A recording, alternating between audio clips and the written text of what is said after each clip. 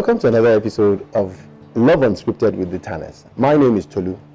They call me Lord Tanner, and she is? I'm Tomi Singh, and they call me Lady T. On this episode of Love Unscripted with the Tanners, we'll be discussing 3 tips that we think will be very valuable for a long-lasting relationship. Stay tuned.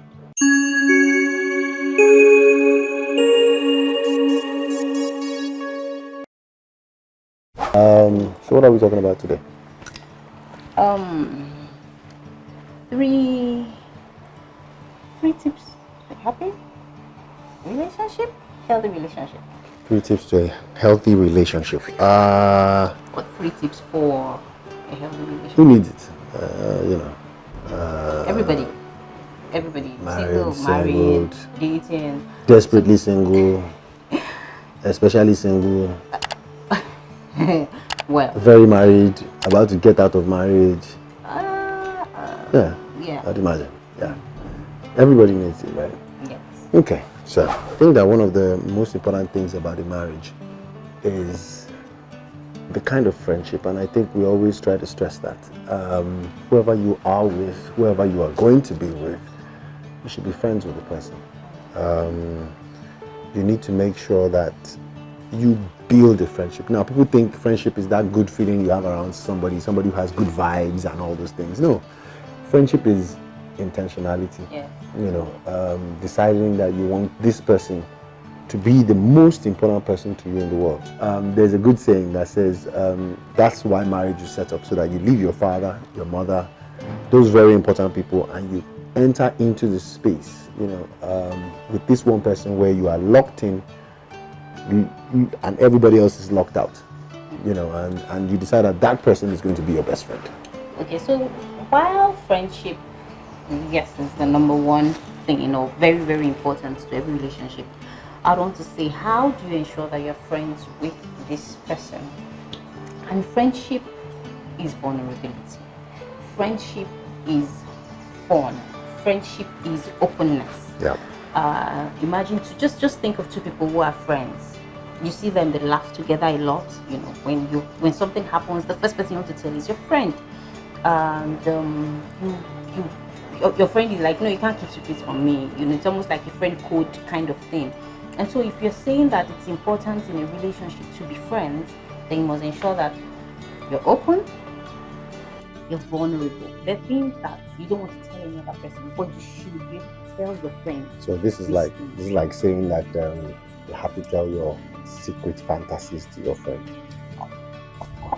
I guess. Of course, yes, it's not the easiest thing ever. Boys have fantasies that exist outside the frames of references that we. Well, fine. But then it's part of what you make let the person know you. A friend should know you. A friend should know who you are. And I can't know you very well if you don't tell me things that are not on the surface, things that every other person knows. I should know a bit more than others. Okay. Not even a bit, a lot more actually than others. And Okay. so it's in that place of vulnerability and openness. So what you're saying now is that my guy code thing is, the things that we tell the guys I'm supposed to tell this friend of mine. Yeah. Well, when it comes to your spouse, yes. So let me say, Yes, let me give you a scenario. Like, so there's this new girl who moves into my office, right? And I have funny thoughts about. I'm listening. Yeah, and these thoughts come, they're natural thoughts that jump into the mind of every normal average guy. I'm supposed to tell you that? Yes, you should actually, because How do I know you won't pour hot water on my head? it's how you say it, and it is your intentions. In fact, the moment you tell me, it helps me to know that you don't want to keep a secret, because if you don't tell me, Okay. then something might be brewing. And friendships, we shouldn't keep secrets from friends. So, Okay. Yeah. Okay, so man, there's this girl with big and big that just moved into my office, and I like looking at that big and big So are you choosing to now make confession on camera? Because I'm not sure I get it. No, my point is, it's not that there's any girl in the office that is doing it's just that who knows if tomorrow or next tomorrow there's going to be a or and Do I get to tell you about it? Okay. So, no, let's flip it. If there's this guy, should I tell you? You better poison him. You better poison. Yeah, of course. No. So on a more serious note, yeah, you know I tell you, right? And that's the best thing. That's the best thing. So when it comes to this whole friendship thing, it's easier to tell, to be vulnerable. Yeah. When you trust each other. Yeah. And so you shouldn't be in a relationship with someone you don't trust in the first instance. You shouldn't build a friendship, a close friendship with somebody you don't trust. So when you trust the person, it's easier to actually share this. So I guess building trust is a topic for another day, right? Oh yeah. We talk about how to build trust and all that, but trust is a critical element. It's very critical for friendship. For good friendship. And so part of building friendship is building trust. Yes. But then I think we should leave it there. That'll be topic for another day.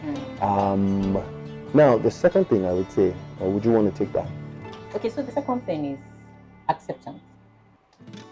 You have to learn to accept whoever it is that is your friend, your spouse, your boyfriend or girlfriend, because times will change and the person is definitely going to change. Of course. One of the challenges that we're having nowadays is the fact that people want a certain look and they expect that look or that person to be like that for life. And so you start hearing she has grown fat, so I can't. Like I was telling you a few minutes ago, you are growing like fat by like 1 kilo. No, so I said 1 inch. Yeah. And you expect that because the person is making changes, the guy is growing bald. You can't help it. Is why are you talking about that? You're not talking about things that are affecting me. That's not right. I want to talk about acceptance. I'm not talking about acceptance. So you accept my baldness now? Do you have a choice? I don't know about acceptance. I'm not accepted it.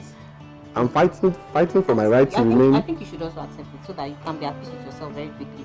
It's hard. It's hard. There's really no you used to abuse people that had bald head. If there's chemical you want to put in there. But I need to talk to Rooney. Rooney had a big pouch and he found hair.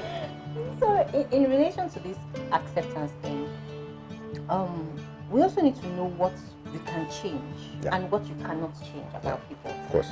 There are things in your spouse that you might have been able to, you can say, oh, okay, make this little adjustment, make that little adjustment. But there's some things that will never change.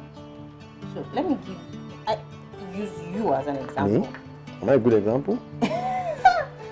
Before we got married, you rarely, you tried, but you're not a person who picks calls like that. And so even before we got married, if I call you, the phone is ringing. I have to call the friends that I know that are around you. Correct. To try, and I am still doing that. Has it changed? No. Hallelujah. No. So I had to come to terms with it. I had to accept it, because if I was going to make a fuss about it, we're going to be fighting with them. I called you didn't pick. I called you, and every day we'll fight about it. I thought to the point. I don't like phones. They're like a continuous interruption of your life. And so I had to accept that. And I'm sure there's certain things. But please, you can tell those people that want to call me for money that they should call me. I'll pick their call. I'm sure there's certain things you have to accept about. Of course. Like I told you about it. I love girls in heels. You walk into a room and you see this girl, she's crossed her legs and she's on heels, and my heart stops working. I don't know what it is about heels. And then I marry this woman and I buy all sorts of heels for her. She tells me, I don't like heels. And these heels, did I just say heels or heels? Heels. Correct. They die on the shelf because madam doesn't, like the heels. Of course I'm upset. And girls on heels still drive me crazy. So I decided that, I'm gonna have to just lose that fantasy. It's still there, but I switch it off, right? So I convinced her that, maybe she should be wearing sneakers. And now we're the sneaker gang. You see us, we wear sneakers on Native, we wear it to Bora, Ground, we wear it to... Anywhere. Even when we're going on honeymoon to the moon, we'll be wearing sneakers, yeah? And so that's it with the acceptance. It makes you live better. It makes you have less friction because you know what it is that you can't change.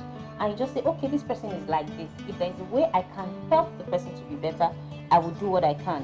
When it comes to stuff like you now and the fact that maybe you don't details and remembering things, and I'm there to okay, I hope you've not forgotten that, hope you've not forgotten that. And it's things like that that we do to complement each other, not to compete with each other, but complement each other, particularly because you know that there's certain things that this person can't stop. And when you learn to accept the person for who the person is, Of course. you have a better Life is much easier. It's beautiful. You know, there's a time I used to complain about my wife, doing makeup and, she just wants to rub lips and walk out. Sometimes we even forget to rub the lips. Yeah, I grew up without makeup, so it wasn't, makeup is... You have to make up. Means that, I grew up learning that makeup means that there's a deficiency. Okay. Makeup means that you're making up for something. No. God made me. No. When God made me, He said, I'm beautifully and wonderfully. He said, I am perfect. That applies to everybody. I don't need makeup to make up for anything. Be calming down. See, let me tell you something about makeup. Makeup accentuates what you have, right? It's like having a nice car and not washing it. Do you understand? But that's bathing. Or imagine you had a nice car, right? And you didn't pimp it. You didn't, tint it. You didn't, buy rim tires for it, like blings on it. Just, touch it up, make it look fresh. It's like you have a nice car, but you don't have air freshener in it. You want to touch it up, make it look nice. You buy, nice leather seats. You buy, interior, stuff like that. Just make it. That's makeup. It doesn't mean the structure is already beautiful, right? But you now accentuate it. Yeah. It's like saying, okay, because God has given us skin, we're always going to go naked. Yeah. We're going to 3D everything. It's 3D everything, So it's about accentuating stuff. The third one is treatment.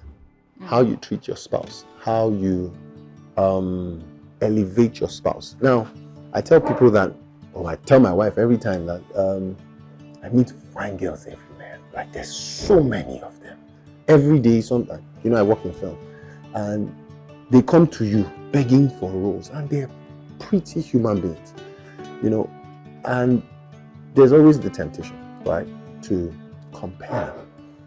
But what I do is I mentally place my wife above every other physical specimen of human being. I literally do not compare my wife with anybody else. Now, of course, I can compare two girls. We even compare actors. Oh, this actor will fit the role better. She has the right and the right R, and all of that, because that's part of the job. But I never compare my wife with anybody. Why? Because it's about elevating her to the position of queen. Now, to become a queen is to be born a queen, literally. It's something she inherited by right.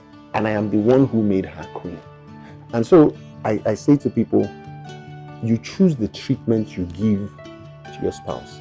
You can choose to call him idiot. He doesn't have a job. He doesn't know what he's doing. But and it's what you call him that he becomes. And so for me, my wife is the best thing that's ever happened to me. And I continue to repeat it as that. It's almost, Napoleon Hill calls it auto-suggestion. You continue to say something to a point where you start to believe it, and it becomes like that. Now, my wife is definitely not the finest person I've ever met, but she's definitely the most beautiful person I have chosen her to be. And so treatment is what you see in your mind. How you choose to treat the person, not just how you see the person, but how you then interpret what you see. And, and you can confirm if this is what your experience has been. Yes, it has actually. And in addition to what you have said, when it comes to treatment, it also boils down a lot to prioritizing the other person, prioritizing this person that you have chosen to spend your life with. Because the children will come and go. Right. The work will come and go. The career will the come friends, and go. family, the car. Sometimes people treat their cars The job, better than the business. they treat their spouses or even their work. Whatever it is, it will come and go. But learn to prioritize this person that is next to you, this person that will bury you, this person that can, allow me to say, kill you in your sleep. So learn to prioritize this person, because the way you treat the person shows how much value you have placed on the person. Wait, let me ask you. Have you ever felt like killing me in my sleep? Seriously? So yes, there'll be times, so not exactly. There are times when you feel like killing me, no, I have not. But I know that the times I've been so frustrated, I'll be looking at it like, and if I just take blade now, Blade.